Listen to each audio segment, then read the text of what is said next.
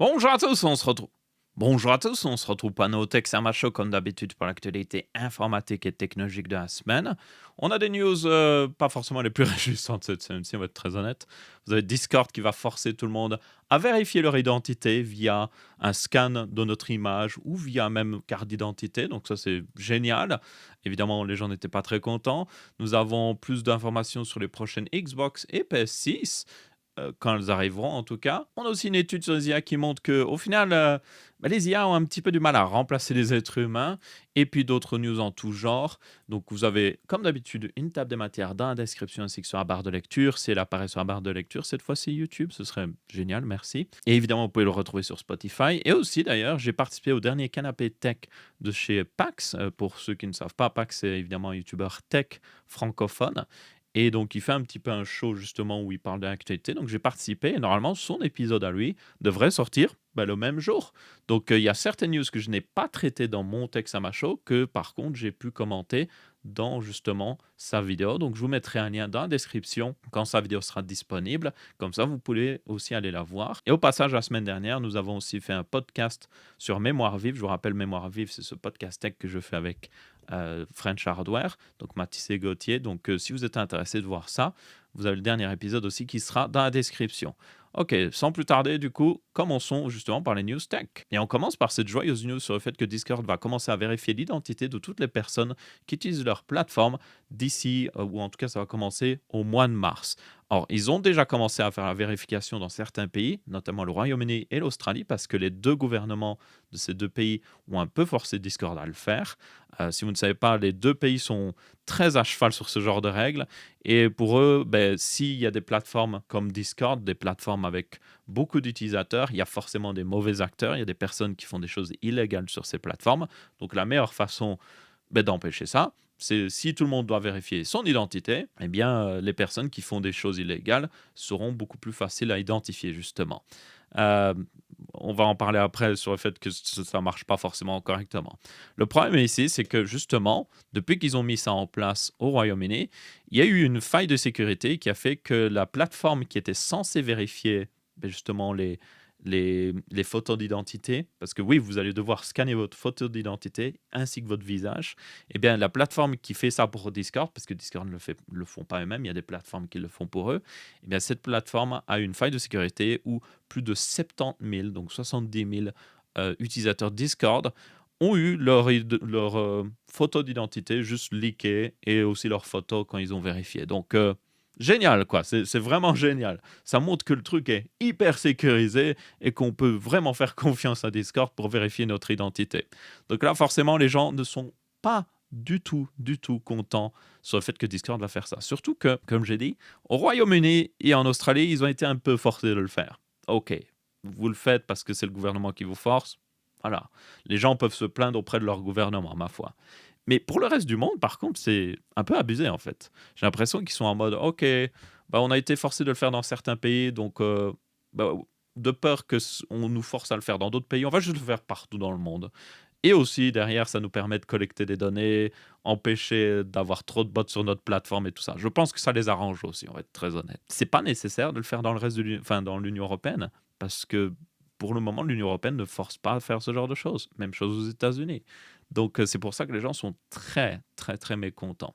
Aussi, il y a le débat, encore une fois, de mais est-ce que c'est vraiment utile? Parce que le système de vérification comme ça, pour garantir que c'est une véritable personne, bien, c'est fait par une société tierce qui n'a pas forcément les meilleurs systèmes au niveau sécurité, mais surtout aussi, on peut déjouer cette vérification d'âge en réalité. Ça a déjà été montré plusieurs fois. Il y a des personnes sur certaines plateformes où ils devaient scanner juste leur tête pour montrer qu'ils ont la tête d'une personne adulte, parce qu'après c'est vérifié par IA. Et bien, ils utilisaient juste des photos, par exemple. Genre, ils mettaient une photo d'un acteur connu et hop, ça marchait. Donc, ça n'empêche même pas vraiment les personnes qui veulent faire des choses illégales sur la plateforme. Parce que eux, forcément, c'est eux qui vont essayer de trouver la solution pour continuer de créer des comptes. Ou alors, ils vont juste voler des comptes qui sont déjà vérifiés. C'est ce qui va se faire aussi. Et après, ils utiliseront ces comptes volés pour faire des choses illégales. Et après, je suppose que les personnes à qui appartenait le compte réellement, qui ont donné leur identité, ben, vont avoir les problèmes parce que c'est leur compte en quelque sorte, même si c'est fait hacker. Je le sens arriver à 3 kilomètres, vraiment. Donc, comme vous pouvez voir, premièrement, il y a un problème de sécurité. Deuxièmement, ça n'arrête pas forcément les personnes qui font des choses illégales. Et troisièmement, j'ai juste envie de dire, s'il y a réellement des problèmes, surtout avec les mineurs sur ce genre de plateforme, déjà, si vous avez un enfant en dessous de 13 ans qui utilise Discord, ce n'est pas normal. Il ne devrait pas être sur Discord. Et si vous avez un adolescent sur Discord, c'est votre responsabilité, selon moi, en tant que parent, de juste vérifier qu'ils ne font pas n'importe quoi. Si vous avez des enfants qui sont parfaitement, qui sont correctement éduqués, ils ne feront pas n'importe quoi sur ce genre de plateforme. Et si vous êtes un parent responsable et que vous vérifiez un minimum ce que font vos enfants sur leur tablette, sur leur ordinateur et tout ça, ça ne serait pas un problème. Moi, j'ai déjà dit plein de fois par le passé, déjà, pour un adolescent, enfin, pour un enfant qui n'est pas encore un adolescent, donc en dessous de 13 ans, selon moi, les appareils doivent être utilisés dans une pièce de vie. L'ordinateur doit être dans le salon. La tablette doit être utilisée dans le salon, pas dans la chambre. Comme ça, les parents peuvent toujours avoir une vue sur l'écran et vérifier que il n'y a pas n'importe quoi. Aussi, en tant que parent, c'est votre responsabilité que si vous ne comprenez pas, par exemple, Roblox, et que vous laissez votre enfant jouer à Roblox, qui est une plateforme horrible, on va être très honnête pour les enfants. Si vous avez des enfants, ne les laissez jamais jouer à Roblox. Mais si vous ne comprenez pas justement le jeu, ne le laissez pas jouer. Essayez de comprendre à quoi il joue. Vous n'avez pas besoin d'y jouer, mais comprenez au moins ce que c'est, comprenez les risques qu'il y a derrière. Et après, vous pouvez vous dire, OK, je vais le laisser jouer, mais je comprends les risques, donc je sais qu'est-ce que je dois vérifier. Je sais aller voir peut-être dans les messages privés sur la plateforme, voir s'il n'y a pas des mecs chelous ou autre chose, ou s'ils ne jouent pas à des jeux bizarres ou autre chose.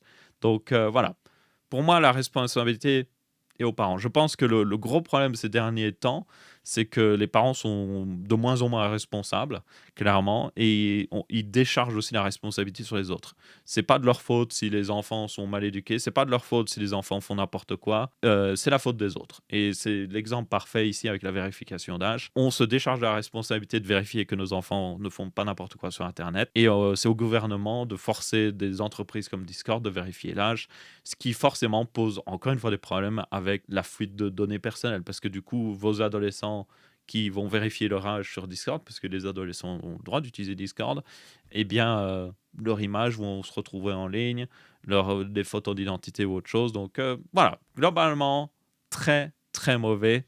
Et moi, franchement, si Discord me demande de vérifier mon âge, je vais essayer de outrepasser le système, honnêtement. S'il me demande juste de scanner ma tête, je dirais en mode OK, parce que de toute manière, j'ai plein de vidéos YouTube, il y a ma tête, donc les gens ont déjà ma tête en ligne. Mais s'il me demande ma carte d'identité, alors là, clairement, nope. Si je dois arrêter d'utiliser Discord, j'arrêterai d'utiliser Discord. Pour ceux qui voudraient une alternative, regardez à TeamSpeak. Ces derniers temps, TeamSpeak, ils ont fait des mises à jour qui rendent la plateforme bien meilleure. Même, c'est pas comme Discord, mais ça commence à se rapprocher de Discord sur certains points. Donc, peut-être regarder à ça. Ensuite, nous avons les Snapdragon X2 Elite qui ont été enfin testés ici par Hardware Canucks. Alors, ce n'est pas un test entièrement indépendant, tenez compte, c'est une preview qui a été fait en partenariat avec la marque. Donc, la marque leur a donné un ordinateur pour pouvoir faire certains tests, mais je suppose que la marque derrière a vérifié certaines informations qu'ils ne voulaient pas divulguer pour le moment. Donc, tenez-en compte, c'est une preview, ce n'est pas un réel test indépendant entièrement, mais c'est la première fois qu'on a des chiffres qui ne viennent pas de justement Qualcomm, ce sont des chiffres d'une autre publication, donc c'est intéressant quoi qu'il arrive. Et là, ça montre à quel point ces fameuses puces X2 sont plutôt intéressantes. Donc là, on voit par exemple dans Cinebench, dans le test multithread, donc avec plusieurs threads, vous pouvez voir que le Snapdragon X2 Extreme, oui, il me semble que c'est le Extreme, celui-là, c'est un des plus grands en tout cas, à 31 watts de consommation, soi-disant, il faudra voir, il dépasse largement toute la concurrence, que ce soit chez AMD avec le HX370, le dernier Core Ultra X9 qui vient de sortir, ou même la puce Apple M5, qui est leur plus avancée, en tout cas pour le moment, sans partir dans les puces professionnelles, mais qui sont encore sur l'ancienne génération. Et aussi, on voit la différence par rapport aux premières puces Snapdragon X1, qui, elles, étaient clairement en retrait. Et si on regarde aussi, notamment, il y avait aussi Cinebench sur un seul thread. Apple reste roi ici. Et tenez compte que, par exemple, oui, la puce M5 a 10 cœurs, alors que cette puce Snapdragon, elle en a 18, il me semble. Donc, c'est pour ça qu'en multicœur, elle faisait mieux. Mais en monocœur, vous pouvez voir que Apple reste clairement au-dessus de tout le monde. mais cette puce Snapdragon X2 est au-dessus, en tout cas de ses concurrents directs sur Windows, Intel et AMD. Et ça, c'est plutôt intéressant, évidemment. On a aussi un petit peu de... Il y avait ici un Blender. Vous pouvez voir qu'encore une fois, Blender. Alors là, c'est plus le chiffre est bas, mieux c'est, parce que c'est un chiffre en temps. Et vous pouvez voir que la puce Snapdragon ici, X2, était plus rapide que tout le monde au final. Donc ça, c'est très bien. On a Handbrake, même chose, plus rapide. Et puis le plus important, c'est évidemment des benchmarks dans les jeux. Et là, vous pouvez voir qu'ils sont toujours en retrait. Là, on voit Counter-Strike qui sont clairement en retrait. Cyberpunk, ça s'améliore. En réalité, ils arrivent même à faire mieux qu'AMD en termes de pur FPS, mais le 1% low, par contre, est plutôt mauvais, comme vous pouvez voir, à 18,4. Et ça continue dans les autres jeux. Ils arrivent souvent à dépasser AMD. Là, ils arrivent à dépasser même en 1% low, donc c'est plutôt cool. Mais les nouvelles puces Panther Lake de notamment Intel restent devant. Là, on a aussi un résultat dans DaVinci Resolve. Encore une fois, plus le chiffre est bas, mieux c'est, parce que c'est en secondes, enfin en minutes. Et comme vous pouvez voir, oui, là, ils se font défoncer par contre. Même s'ils ont fait une sacrée amélioration, ils sont au niveau d'AMD et la puce AMD commence un peu à dater, on va être honnête. Et les Core Ultra, par contre, X9 ici sont beaucoup plus rapides et Apple est encore beaucoup plus rapide derrière. Donc, plutôt intéressant les chiffres. Ça montre qu'ils ont fait pas mal d'améliorations quand même au niveau performance, que ce soit CPU, GPU. Ils sont toujours en retrait clairement au niveau GPU et les drivers GPU de Qualcomm sont assez bancals encore. Ils en sortent pas souvent, donc si vous avez un nouveau jeu qui sort, c'est pas forcément supporté. Mais tenez compte que beaucoup des jeux, par contre, ne tournent pas nativement. Donc il y a forcément une perte d'FPS ici qui vient justement du fait que ça ne tourne pas nativement. Les instructions sont traduites à la volée, un petit peu comme le faisait Apple avec Rosetta au début. Microsoft traduit certaines instructions x86 vers des instructions ARM pour que le jeu puisse tourner et d'autres applications puissent aussi tourner. Comme ça permet quand même de les utiliser. Mais quoi qu'il arrive, très prometteur. Si justement ils améliorent la situation au niveau driver, s'il y a plus de jeux natifs qui sortent, ils pourraient se retrouver dans une situation où en réalité ils sont assez, même au niveau gaming, ils sont assez proches justement de leur concurrence. Maintenant, il manque un dernier truc qui est assez important, c'est les chiffres de batterie. C'est un modèle de test ici qu'ils avaient. C'est ça qui est à prendre avec des pincettes parce que c'était un modèle de test mais ils ne pouvaient pas faire des tests de batterie. Donc c'est ça que je me demande. S'ils ne pouvaient pas faire de tests de batterie, est-ce que ça veut dire que le processeur tournait plus haut que 31 watts? Parce qu'ils indiquaient que tous les tests ont été faits à 31 watts, mais aussi bien, s'ils ne pouvaient pas faire des tests de batterie, ça semble indiquer que peut-être qu'ils ne respectaient pas ces 31 watts, selon moi. Donc, c'est ça que je me dis, ça reste Qualcomm, hein. Toujours prendre les chiffres qui viennent en partie de chez Qualcomm avec des pincettes parce que ils ont déjà été pris la main dans le sac par le passé à traficoter un petit peu les tests, ou en tout cas les, les agencer d'une manière à ce que ça les mette dans une meilleure situation, on va dire. Un petit peu voilà, un peu comme Intel avait fait voilà de très nombreuses années, c'est pour ceux qui se souviennent. Enfin bref, dans tous les cas, quand même prometteur, mais il faudra attendre les tests indépendants. Les laptops avec les puces Snapdragon X2 arrivent bientôt normalement. Euh, Ça devrait arriver mois de mars environ. Donc c'est là qu'on aura vraiment les vrais tests et qu'on pourra voir ce que ça donne. Ensuite, on a une news sur la prochaine Xbox qui apparemment va tourner sur Windows. Bon, en réalité, elle va pas tourner exactement sur Windows, elle va tourner sur une version allégée. Un petit peu comme Windows 11 S avait été fait pour être beaucoup plus léger en retirant toutes les dépendances pour des anciens programmes.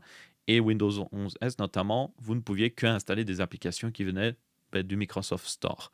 Et le truc, c'est que je ne suis pas sûr, mais peut-être que quelqu'un peut me confirmer, mais il me semblait que déjà la Xbox Series S et Series X, en tout cas, était déjà basée sur un noyau Windows, en fait. Une version largement allégée, pas avec toute l'interface et tout ça, et qui faisait tourner justement les mêmes applications qu'on a sur le Microsoft Store. Et c'est pour ça que les jeux exclusivité Xbox sortaient facilement sur PC, parce que c'était littéralement, ça utilisait DirectX, ça utilisait la même chose en fait. Donc je suis assez étonné de revoir, ou en tout cas cette information arriver pour la prochaine Xbox, parce que c'est juste logique.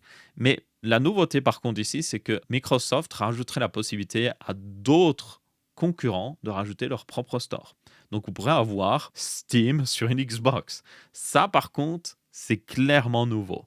Alors je ne sais pas comment exactement ils vont le faire. Encore une fois, peut-être qu'ils vont le faire à travers leur nouvelle plateforme, comme j'ai dit, sur le Microsoft Store, ça n'utilise pas vraiment des exés, hein, des points exés, ça utilise un autre format dont je ne me souviens plus le nom exactement.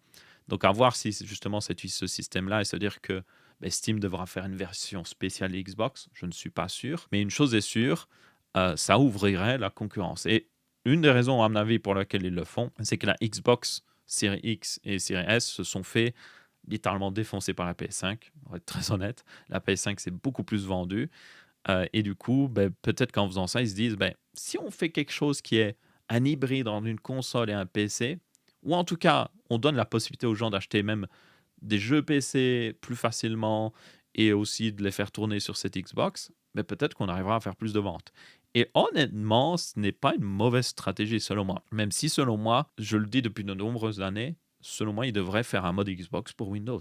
Ils devraient faire littéralement un truc où vous cliquez, où vous pouvez aller dans les paramètres et dire, quand tu démarres, démarre en mode Xbox. Et hop, support d'un manette, interface plein écran et tout ça. Ils ont commencé à le faire en partie, évidemment sur la Xbox, sur la ROG Ally Xbox X, ou c'est la ROG Xbox Ally X, ouais, plutôt ça. Mais voilà, ça reste encore un peu bancal pour le moment. Moi, je veux un mode full Xbox peut-être, où il reboot en mode Xbox. C'est-à-dire qu'il enlève tout ce qui n'est pas nécessaire pour les jeux vidéo, et du coup, le système est beaucoup plus léger, et il peut faire tourner parfaitement les jeux, presque aussi bien qu'une Xbox, en tout cas au niveau optimisation, parce que du coup, il n'y a pas, comme j'ai dit, tous les trucs qui tournent derrière.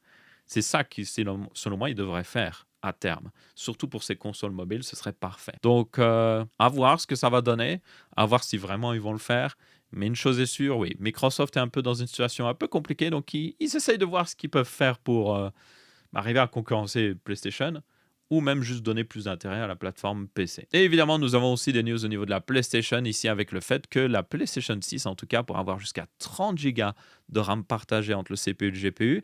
Et il y a aussi des informations sur une possible PlayStation portable.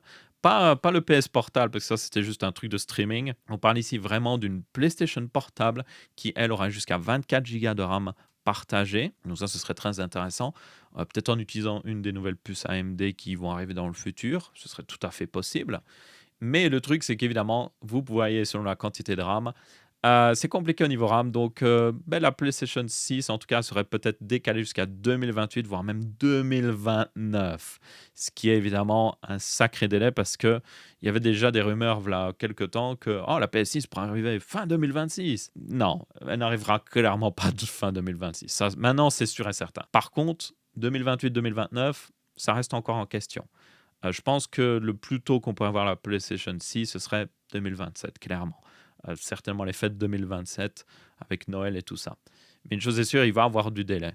Maintenant, il faudra voir ce que ça va donner. Un truc qui est assez important, c'est que si les consoles de nouvelle génération sont décalées, ça veut dire que les développeurs de jeux vidéo vont un peu rester avec le même hardware. Et donc, en toute logique, ça va faire stagner un petit peu l'industrie du jeu vidéo. Ils vont pas forcément augmenter les paramètres graphiques encore plus parce que ils ont juste pas les capacités de le faire. Donc on pourrait se retrouver dans une situation où les jeux stagnent un petit peu à un niveau graphique avant justement l'arrivée des nouvelles consoles.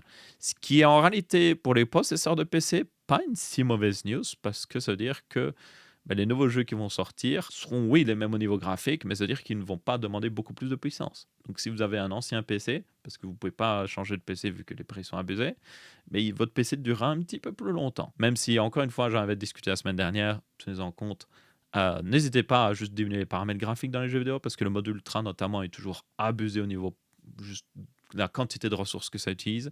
Des fois, vous mettez juste votre jeu, même en moyen, il reste toujours très beau et il tourne beaucoup mieux.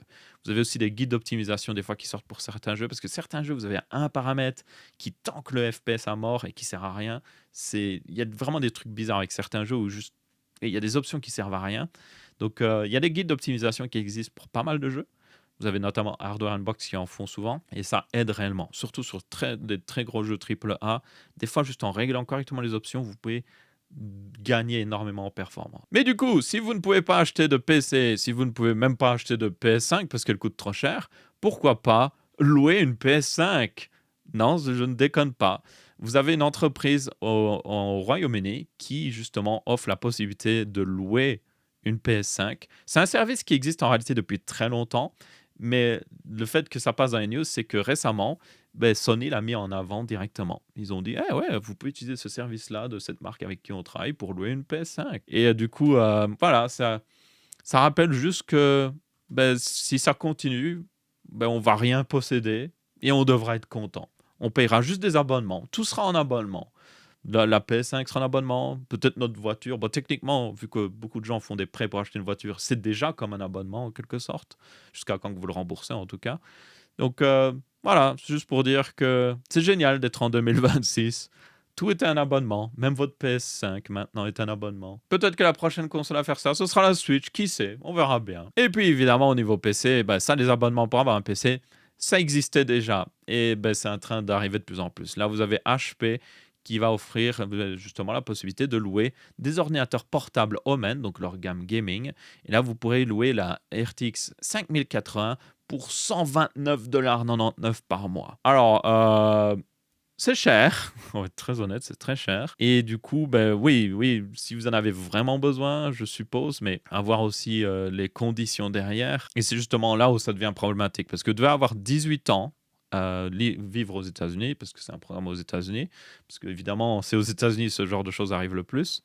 Vous devez avoir un bon score au niveau de votre credit score. Donc, aux États-Unis, ils ont un système. Bon, il me semble qu'on a la même chose en réalité en Europe, mais aux États-Unis, c'est hyper sérieux. Donc, si vous faites un emprunt ou autre chose, vous avez un crédit derrière, un score de crédit qui permet de vérifier aux entreprises si vous n'êtes pas trop endetté. Et du coup, vous devez avoir un bon score avec justement Trans Union apparemment.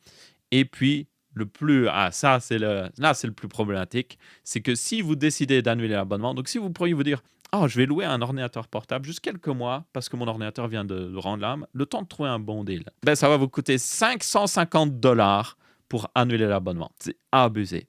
Et le pire là-dedans, c'est que vous ne posséderez jamais l'ordinateur. Vous pourriez vous dire, oh, peut-être que c'est un peu comme le leasing. Si je loue un certain nombre de mois, je peux l'acheter pour un montant inférieur ou autre chose. Non, vous ne posséderez jamais l'ordinateur. Donc, ouais, assez abusé. Pour ceux qui se diraient, ah, mais je vais juste le louer 1 an et puis j'allume l'abonnement, comme ça après j'ai le nouveau modèle. Encore une fois, il y a les 550$. Donc, basiquement, je ne pense pas que ce soit un très bon deal et je ne recommande pas de faire ce genre de choses parce que je sens que ça va arriver aussi en Europe. À mon avis, les conditions seront meilleures en Europe parce que États-Unis, hein, mais ouais, voilà, si vous avez vraiment besoin d'un PC, essayez de voir si vous avez un ami ou autre chose qui peut vous prêter quelque chose même pas très puissant.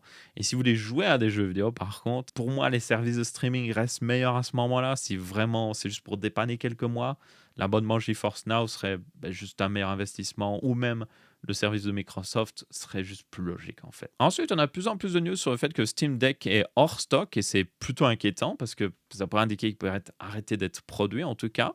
Et c'est dû au fait que il y a des problèmes de stock surtout aux États-Unis. En Europe, en réalité, comme vous pouvez voir ici, je peux toujours acheter le modèle 1 Tera OLED. Il est toujours en vente à 679€. Et du coup, c'est juste logique. Si vous regardez les prix des Steam Deck à l'heure actuelle, c'est toujours les prix d'avant la crise de la RAM. Mais le truc, c'est que forcément, même si Valve a fait du stock, hein, ils ont peut-être stocké de quoi faire un maximum de Steam Deck avant que la crise n'arrive, il y a un moment, ils vont arriver à bout de leur stock et ils vont devoir racheter de la RAM et ils vont devoir acheter cette RAM très chère. Et donc là, le problème, c'est que ça va forcément augmenter le prix du Steam Deck. Le Steam Deck est déjà vendu en réalité à un assez bon prix, donc là, ça va forcément augmenter. Mais le truc, c'est que ça n'a pas encore augmenté sur la plateforme. Donc là, la question se pose, c'est est-ce que Valve est en train de peser le pour et le contre? Est-ce qu'ils se disent, soit on augmente les prix, ou soit on arrête de produire le Steam Deck parce qu'on ne peut plus le produire pour le même prix. Mais s'ils augmentent le prix, forcément, les gens ne vont pas être forcément contents. Donc, il doit y avoir un débat interne au niveau de Valve à coup sûr derrière.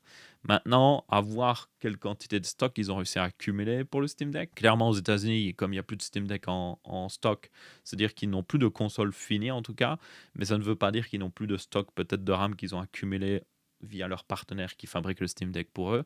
Donc, on ne sait pas trop, mais une chose est sûre, pas idéal, vraiment pas idéal. Maintenant, le Steam Deck aussi à 1 Tera OLED, c'est pour moi pas forcément le meilleur deal. 679€ pour 1 Tera, c'est voilà. Surtout que là, on se rapproche vite des prix des grosses consoles comme la ROG Xbox Live. Et puis surtout vous avez des modèles d'occasion du Steam Deck que vous pouvez acheter. Je ne sais pas s'il y en a un qui est visible ici, mais j'en ai vu un, l'ancien modèle, hein, LCD, pas OLED, qui était vendu moins cher évidemment. Un modèle reconditionné, donc ça c'était plutôt intéressant. Mais même pour 419€, un bon deal que vous avez, que je le répète, une roguelike, la première roguelike, vous pouvez l'acheter entre 300 et 400 euros plutôt d'occasion. Et ça, pour moi, c'est certainement le meilleur deal au final. Ensuite, nous avons une étude qui est sortie sur les IA qui est plutôt intéressante. Cette étude a pour but de tout simplement tester les IA dans un environnement plus réaliste. Parce que bien souvent, les tests d'IA, si vous regardez, c'est souvent des tests très mathématiques, ce qui est la force des IA. Des tests peut-être aussi au niveau code, ce qui est utile, mais c'est souvent des milieux qui ne sont pas représentatifs justement de ce que font les êtres humains normaux en fait. Donc ici, vous avez le Center for AI Safety et Scale AI qui se sont associés pour tout simplement faire le Remote Labor Index ou RLI tout simplement. Et en gros, c'est un ensemble de tests dont vous avez des exemples ici qui permettent de tester des IA dans tout simplement des travails à distance. Donc, bien souvent sur Internet, ça se fait beaucoup. Par exemple, moi, je fais recours à des personnes qui montent certaines de mes vidéos, mais je dis, hey, tu peux faire le montage de cette vidéo, voilà les rushs, fais ci, fais ça, et voilà. Donc, c'est du travail via un prestataire. Et ça se fait beaucoup en ligne, d'utiliser des prestataires pour à peu près tout et n'importe quoi. Et c'est du coup à ça qu'ils ont regardé. Ils ont regardé par exemple à des prestataires qui font des graphiques par rapport à des données, des prestataires qui feraient des présentations ou plutôt créer des animations 3D sur un produit, ce qui se fait souvent, des prestataires qui font des projets comme vous pouvez voir ici, des projets architectes, ce genre de choses. Donc le but est de tester un maximum les IA dans le milieu justement des prestataires en ligne, qui est encore une fois un milieu assez important. Et ce qu'ils ont découvert dans tous ces tests-là, c'est que ils ont testé tous les derniers grands modèles d'IA et ils ont trouvé que pour le meilleur modèle, dans seulement 3,7% des cas, l'IA arrivait à faire un travail équivalent ou aussi bon en tout cas qu'un être humain. Ça ne veut pas forcément dire qu'elle faisait mieux, juste que c'était équivalent, ce qui est assez abusé. Et c'était pour le modèle Opus 4.5. Opus, oui, c'est Anthropic AI. Vous avez ChatGPT 5.2, donc la dernière version, qui est bien meilleure que la version 5, ce qui est assez abusé d'ailleurs. Et puis, vous avez aussi Grok, par exemple, une ancienne version aussi de Anthropic. Et vous avez même Gemini 3 Pro et Gemini 2.5 Pro. Et comme vous pouvez voir, toutes les IA, la meilleure IA au final était à 3,7% et toutes les autres étaient juste en dessous de ça. Et donc ça montre à quel point les IA sont très performantes dans tout ce qui est mathématique, encore une fois. Ils le disent, les tests où les IA réussissaient le mieux, c'était dans tout ce qui était un peu mathématique, code, parce que c'est justement leur spécialité. Mais dans tout ce qui était plus, comment dire, notamment l'animation 3D et tout ça, l'IA était juste assez mauvaise en fait. Donc ça montre que malgré les progrès, ou bien qu'il y a eu énormément de progrès en tout cas au niveau des IA, elles ont encore beaucoup de chemin à faire avant de pouvoir justement remplacer des êtres humains. Et la question aussi se pose, c'est est-ce qu'elles arriveront à remplacer des êtres humains? Enfin, la question, pour moi, c'est forcément oui, elles arriveront à faire aussi bien que la plupart des êtres humains, mais c'est plus une question de temps. Peut-être que ça prendra 2 ans, peut-être que ça prendra 5 ans, 100 ans, 200 ans, on ne le sait pas. Franchement, si vous avez une boule de cristal, vous pouvez me le dire, ce serait génial. Mais on ne le sait vraiment pas. Donc ce test est, quoi qu'il arrive, très intéressant. Et du coup, ils vont continuer de faire des tests comme ça. Donc c'est quelque chose qui va exister. C'est le RLI, comme j'ai dit, le Remote Labor Index. Donc ils vont continuer de tester les futurs IA et ça permettra de voir justement leur progrès. Parce qu'encore une fois, la plupart des tests d'IA sont pas les plus représentatifs. Ça, c'est pas représentatif évidemment de l'entièreté du marché, mais je pense que c'est beaucoup plus réaliste parce que comme vous pouvez voir, ils testent vraiment dans des milieux très variés et surtout des milieux qui sont très communs. Ensuite, nous avons Gameser qui va sortir GameHub pour Mac. Pour ceux qui ne savent pas, Gameser est une entreprise qui fait des manettes et ils ont sorti une application, en tout cas sur Android, qui s'appelle GameHub, qui permet d'émuler des jeux PC, ou plutôt, non, pas vraiment émuler, mais ça permet de faire tourner des jeux PC sur Android, ce qui est plutôt intéressant. J'avais déjà fait une vidéo là-dessus, si vous vous souvenez. J'avais fait une vidéo sur un téléphone Red Magic où je m'étais amusé à faire ça. Et ça fonctionnait, honnêtement, ça fonctionnait. C'est pas idéal, mais ça fonctionne. Et bien là, ils veulent faire la même chose pour Mac. Là où ce serait clairement plus intéressant, parce qu'évidemment, les Mac, notamment avec les puces M1, M2, M3, M4, M5, sont beaucoup plus puissants que des téléphones Android. Et donc là, il y aurait plus de possibilités.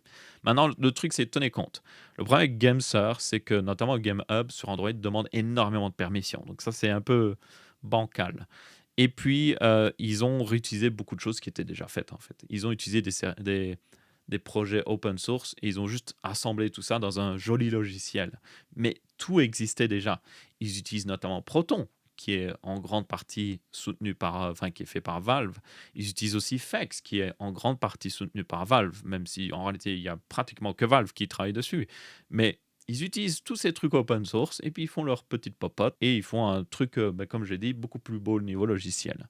Donc la question se pose, c'est est-ce qu'ils vont faire la même chose pour ce Game Hub version Mac? Et maintenant, qu'est-ce que ça va donner par rapport à la concurrence? Parce que contrairement à Android où la seule...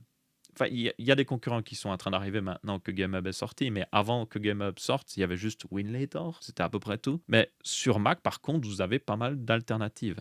Et la plus grosse alternative, surtout, c'est juste Crossover. Crossover est un programme pour information qui vous permet de justement faire la même chose. Faire tourner des jeux Windows sur un Mac. Et ce, en offrant la possibilité de traduire à la volée des instructions normales x86 du jeu Windows vers des instructions que peut interpréter évidemment la puce M. Donc Crossover est la meilleure solution à l'heure actuelle et Crossover marche plutôt bien. Donc je serais curieux justement de voir ce que ça donne par rapport à Crossover parce que je pense que Crossover a clairement de l'avance sur GameHub et vu que GameHub ils font que réutiliser des trucs open source, forcément ils vont avoir beaucoup plus de mal face à une entreprise qui est établie depuis des années et surtout qui travaille en partie avec Apple, il faut le savoir. Et le plus important, ils ont une source de revenus stable. Crossover est payant et donc ça leur permet d'avoir une source de revenus stable et surtout des développeurs qui peuvent travailler pleinement dessus et pas juste prendre des projets open source. Donc, pas sûr que GameHub, en tout cas version Mac, sera meilleure, mais je suis quand même curieux de voir ce que ça va donner. Ensuite, on a des petites news sur des produits futurs que on ne pourra pas acheter parce que ce sera certainement réservé au marché de l'IA. En tout cas, si rien ne change. Mais dans tous les cas, vous avez SK Hynix qui a commencé à montrer leur LPDDR6 à plus de 14,4 Gbps. Et vous avez aussi Samsung qui apparemment envoie des samples de LPDDR6X, même à Qualcomm. Donc évidemment, la LPDDR6 et LPDDR6X va remplacer la LPDDR5 et 5X. Étonnant, je le sais. Et ce sera la mémoire de choix pour tout ce qui est téléphone, mais aussi des laptops assez compacts. Notamment Apple, avec leur plus Apple Silicon, utilise de la LPDDR5 pour information. Donc la LPDDR6 et 6X serait le choix logique pour de futurs Mac, peut-être même pour les puces M6 par exemple. Et donc le plus important, c'est que ce nouveau format qui va remplacer la LPDDR5, comme je l'ai dit, sera beaucoup plus rapide. On le voit jusqu'à 14,4 Gbps pour la LPDDR6. Donc la version X sera encore plus rapide derrière. Donc qui dit plus de rapidité dit plus de bande passante. Et donc ça permettra à tout simplement des GPU d'avoir plus de puissance. Et ça, c'est, je pense, le plus gros point limiteur à l'heure actuelle. Si vous regardez les GPU mobiles, surtout les GPU intégrés avec des CPU comme Strix Allo ou même le GPU qu'il y a sur Panther Lake de Intel, ils sont bien souvent un peu limités par la bande passante, justement. Même si vous rajoutez plus de... Si vous faites un GPU de plus en plus grand, il y a un moment où il n'a juste pas assez de bande passante. Si vous regardez Strix Allo, avec sa configuration à peu près, si je me souviens bien, 250-260 gigaoctets par seconde de bande passante. Et si vous regardez les specs de GPU, même une 5060 a plus de bande passante. Donc ça veut dire que s'ils veulent avoir plus de puissance, s'ils veulent faire des GPU plus puissants, en tout cas intégrés au CPU, mais il faut plus de bande passante. Et donc là, ça passe par de la LPDDR6 ou de la LPDDR6X qui, elle, avec une telle augmentation, permettrait certainement d'atteindre 300-400 gigas à la seconde. Et là, on se retrouve plus dans le milieu d'une vraie carte graphique. Mais justement, on a une news par rapport à ça sur les futurs Ryzen AI Max 500. Pas les 400 qui seront juste un refresh des 300, ce sera basiquement les mêmes. Mais les 500 pourraient justement utiliser de la LPDDR6. Et c'est juste logique en fait. Mais le plus intéressant par contre, c'est la stratégie ici d'AMD au niveau des CPU mobiles. C'est que au lieu de faire certains CPU mobiles avec des GPU RDNA 4, qui est évidemment leur dernière architecture GPU, ils passeraient directement à du RDNA 5.0. Donc là, c'est encore une autre, en tout cas, rumeur, confirmation là-dessus, sur le fait que, ben oui, AMD vise plutôt ça. Des cœurs Zen 6 pour le CPU et des cœurs RDNA 5 pour le GPU. On ne sait pas ce que ça va donner RDNA 5 pour le moment. Peut-être que RDNA 5 sera juste une légère amélioration des RDNA 4, un petit peu comme RDNA 3 était une légère amélioration des RDNA 2. Surtout au niveau gaming, ils étaient très proches, on va être très honnête. Donc peut-être que ça va être la même chose. Mais une chose est sûre, vu ce qu'on a vu de Panther Lake, vu ce qu'on a vu même de Qualcomm, AMD commence un petit peu à... Voilà, on va dire qu'ils se reposent un petit peu trop sur leur laurier. Et s'ils veulent vraiment concurrencer ces nouvelles puces qui sortent littéralement cette année, le mois prochain, ben, ils doivent se bouger les fesses parce que eux, leurs nouvelles puces qui viennent de sortir sont basiquement les mêmes, hein. Comme on l'a dit, ils ont recyclé les anciennes puces. Donc, c'est-à-dire qu'on n'aurait pas de changement avant l'année prochaine. On n'aurait pas ces nouveaux GPU mobiles RDNA 5 avant l'année prochaine. Donc, c'est plutôt mauvais pour AMD, en tout cas au niveau ordinateur portable et même aussi console portable, on va être très honnête. Parce que quand les premières consoles portables avec le nouveau CPU, GPU Panther Lake de chez Intel va sortir, honnêtement, je pense que le vent va vite bouger. La plupart des gens vont se dire, ah oui, la meilleure console portable utilisera justement un de ces CPU. Donc là, ma foi, c'est assez étonnant de voir que la décision de MSI de travailler à fond avec Intel ben, va payer au final. Même si techniquement leur dernière MSI Claw utilise un processeur AMD, ce qui est un peu ironique. Ils sont passés à AMD juste avant qu'Intel arrive enfin à dépasser AMD. Enfin bref, dans tous les cas, juste une confirmation supplémentaire là-dessus. Maintenant, il faudra voir si ça va se confirmer. Donc, on verra bien. Et là, oui, il rappelle que la bande passante était de 256 Go à la seconde. Donc, c'est justement ce que je disais. Et donc là, avec la LPDDR6, il pourrait avoir jusqu'à 460 Go à la seconde, ce qui est bien, bien plus. Alors, la bande passante mémoire, c'est pas tout, hein, tenez-en compte. Mais oui, je peux vous dire que la 8060S qu'il y a dans le Ryzen AI Max, c'est sûr et certain que elle atteint les limites de cette bande passante. Elle ne doit pas être très loin. Et s'ils font un GPU RDNA 5, justement, même similaire en termes de taille, elle aura besoin de plus de bande passante. C'est juste obligé. Et du coup, c'était à peu près tout pour ce Texama Show aussi. Il n'y a pas le deal de la semaine cette semaine-ci parce que j'ai passé littéralement 1 heure à regarder à des deals et il n'y avait rien d'intéressant, franchement. Il n'y avait juste rien d'intéressant. Il y a toujours un peu des deals sur les écrans. Je vous remettrai les liens des deals de la semaine dernière avec les écrans parce qu'il y en a encore certains qui sont actifs. Donc ça, c'est cool. Mais pour le reste, oui, il y a pas beaucoup de deals cette semaine-ci. Franchement, j'ai rien vu d'intéressant. Donc, ma foi, peut-être plus la semaine prochaine. En attendant, j'espère que vous avez bien apprécié cette vidéo. Si c'est le cas, vous laissez un pouce bleu. Si ce n'est pas le cas, vous laissez un pouce rouge. On se retrouve pour une prochaine. Je vous dis ciao, ciao.